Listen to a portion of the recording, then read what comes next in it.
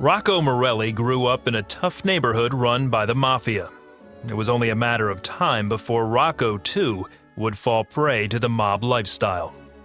I was intrigued by the wise guys and the mafia per se, which of course is the slang word that the FBI gave to the organized crime. But in my younger years, I'd learned gambling myself and what we call bookmaking and the illicit bets of sports. As Rocco began his life as a bookie and enforcer for the mob, there was a hindrance to his career advancement: his mother's prayers. My main thing was I always asked the Lord, I said, just have mercy on him. And I wanted a hedge of protection around him at all times, and I just would always claim Psalm 91 over him. Eventually, he tried to walk away from the mob life. He became a police officer and went into politics, but the lure of the underworld was too great. I was elected to a position as a Pennsylvania State Constable, but yet I was still living the double life. The lifestyle was still being a gangster at night, but by daytime now I'd, play politician, Mr. Nice Guy, and, kiss all the ladies and the babies and, pass out candy to get votes. But, it was, I was only fooling myself. I still, deep down in, was a gangster at heart. At the height of his political career, Rocco's lust for power and money led to his downfall. It began with a visit from an old friend. Tony had obviously been busted by the man, and his job was to set me up in a sting operation. So Tony brought me a package that he left with me, with the reason that you need to hold this stash for me. The next day, his friend betrayed him. He needed that package back and wanted to introduce me to another friend that he was doing business with that was going to move a large quantity for us of coke, and that man was the undercover agent.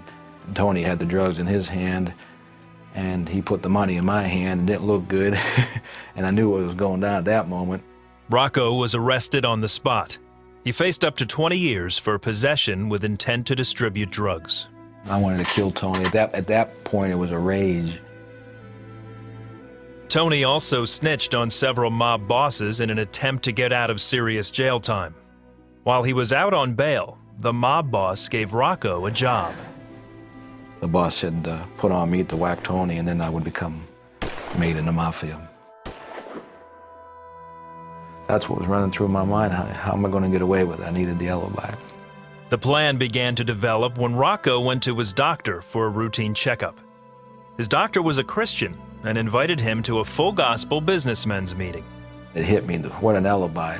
My plan was I'm going to whack Tony, so take Tony to that gospel meeting, and people would see me go through the routine, and that was the night I was going to whack Tony.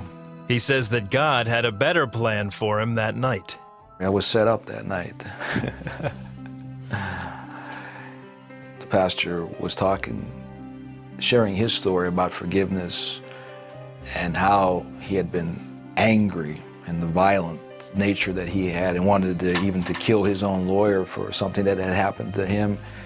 That's what started to speak to me in volumes. The message of God's forgiveness changed Rocco's life.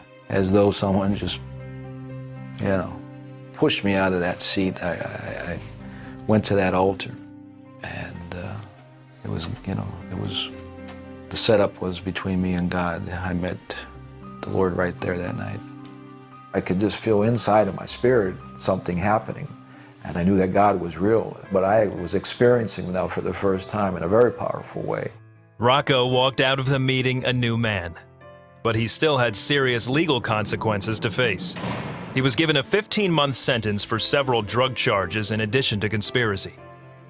During his time in prison, he studied the Bible daily and learned about God's forgiveness and love. Spiritually, I knew that my life was changed. My mind still had to be renewed, and that was going to come day by day as I read the Word, studied the Word, and lived the Word. Now released, Rocco has been back to prison, this time to share the saving knowledge of Jesus Christ with inmates. I always felt when I was in prison that I was going to have to go back, because I saw the despair and where a lot of guys were not saved, but that they had lost hope. But that I had a message to go back to say, you know, look what he's done for me. He is grateful for parents who wouldn't give up on him. Praise be to God. And I says, I give him all the praise, honor, and glory for Rocco changing around, and he is what he is today. We're really proud of him. Rocco Morelli went from mafia wise guy to God's man. He tells about his journey from mafia to ministry in his book, Forget About It. Can't believe sometimes that he actually loved me so much that he intervened and was able to just say, you know, I want you just the way you are, and just let me work and you can clean you up. And it's kind of things have evolved from that day that I said yes to him and no to the mob in my whole life. It was definitely him and his grace and his love that I've never experienced that kind of love and mercy before in my life until that moment.